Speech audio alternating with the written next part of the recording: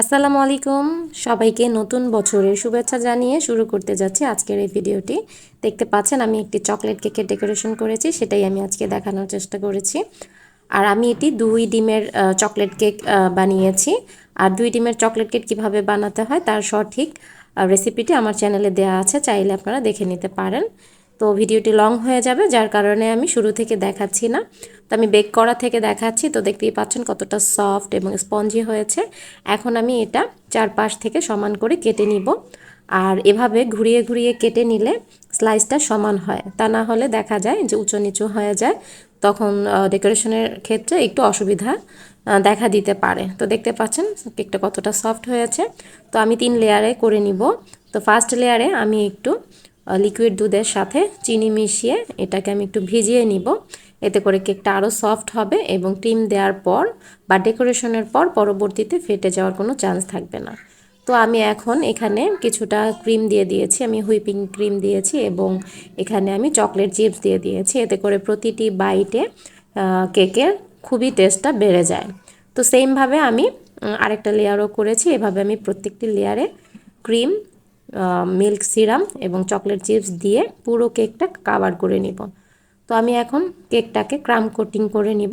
ক্রাম coating করে নিলে সুবিধা হয় যে পরবর্তীতে ফিনিশিং দেওয়ার ক্ষেত্রে কেকের যে গুঁড়া গুঁড়া ভাব থাকে সেটা উঠে আসে না, বা ডেকোরেশনটা খুব সুন্দর হয়। তো আমি বোর্ডটা মুছে ফ্রিজে রেখে দিচ্ছি 10 থেকে 20 মিনিটের জন্য। এই ফাঁকে আমি চকলেট টপার বানিয়ে দেখাচ্ছি। তো এখানে আমি ব্লুবেলের চকলেট নিয়েছি, ছুরি দিয়ে কেটে ছোট ছোট করে নিব এবং একটি স্টিলের বাটিতে নিয়ে আমি একটি গরম পানিতে পাতিলায় বসিয়ে যে ভাপটা থাকে সেটা দিয়ে গলিয়ে নিয়েছি। পুরোপুরি গলে গেলে এভাবে আমি প্রত্যেকটা টপারে দিয়ে চামচ দিয়ে বিছিয়ে নিব এবং একটু ট্যাপ করে দিব, এতে করে কোনো ধরনের ফাঁকা থাকবে না। আর খুব তাড়াতাড়ি সেট করার জন্য ফ্রিজে ডিপে রেখে দিলে 5 থেকে 10 মিনিটের মধ্যে তাড়াতাড়ি সেট হয়ে যায়। নর্মালেও হয়ে যায়, তাতে করে একটু টাইমটা বেশি লাগে। তো দেখতেই পাচ্ছেন পুরোপুরিভাবে সেট হয়ে গেছে। আমি একটু দেখাচ্ছি, একটু দেখতে পাচ্ছেন কতটা পারফেক্টলিভাবে টপারগুলো সেট হয়ে গেছে। তো এভাবে বিভিন্ন ধরনের টপার পাওয়া যায়, আপনারা আপনাদের পছন্দ অনুযায়ী টপার বানিয়ে নিতে পারেন।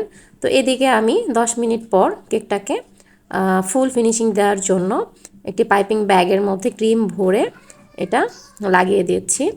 আর এখানে আমি হুইপিং ক্রিমের সাথে কিছুটা চকলেট ইমালশন দিয়েছি, যাতে করে এই কালারটা চলে আসে তার জন্য। তো এভাবে আমি একটি প্যালেট নাইফ দিয়ে ঘুরিয়ে ঘুরিয়ে নিয়েছি, ফিনিশিং দেওয়ার চেষ্টা করছি। আর এখন একটি স্ক্র্যাপারের মাধ্যমে যে জিগজ্যাগ ডিজাইনটা আছে সেটাই দিয়ে দিব। আর আমি যে বাটিতে চকলেট মেল্ট করে টপার বানিয়েছি সেখানেই বেশ কিছু চকলেট এবং হুইপিং ক্রিম নিয়ে এই চকলেট গানাশটা সেমভাবে গরম পানির ভাপে করে নিয়েছি। যখন একটু হালকা গরম থাকে ঠিক তখনই একটা পাইপিং ব্যাগের মধ্যে ভরে এই ডিজাইনটা দিয়ে দিচ্ছি ড্রপস আকারে, এবং অর্ধেকটা আমি পুরোপুরি কাভার করে নিব। তার জন্য বেশ কিছু গানাশ দিয়ে দিব এবং একটি প্যালেট নাইফের মাধ্যমে সমান করে নিব।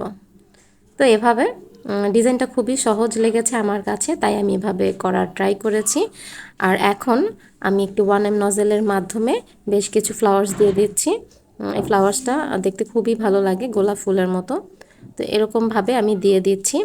আর দেওয়ার পরে আমি চারপাশে ছোট ছোট করে সেম নজেল দিয়েই ফুল আকারে দিয়ে দিব। তো এই ফাঁকে ছোট্ট একটি কথা বলে নিব, যদি ভিডিওটি ভালো লেগে থাকে কাইন্ডলি আমার পেজটি ফলো দিয়ে আমার পাশে থাকবেন, এবং ইউটিউব থেকে দেখলে আমার চ্যানেলটি সাবস্ক্রাইব করে আমার পাশেই থাকবেন। তো এভাবে খুব সহজেই বাসায় আপনারা চাইলে বাচ্চাদের সারপ্রাইজ দেওয়ার জন্য হোক বা কোনো অকেশনের জন্য হোক আপনারা ট্রাই করতে পারেন। আর এখন আমি এর উপর বেশ কিছু চকলেট চিপস দিয়ে দিব।